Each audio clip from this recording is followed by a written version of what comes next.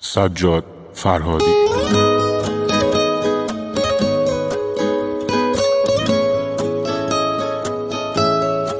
زیر رو کردم خیابونا رو دنبالت عزیزم، ندیدم تو رو، نکنه رفته باشی از این شهر جلو. چشمام خاطراتت صدات هی تو گوشمه، عطرت هنوز رو لباسایی که میپوشمه.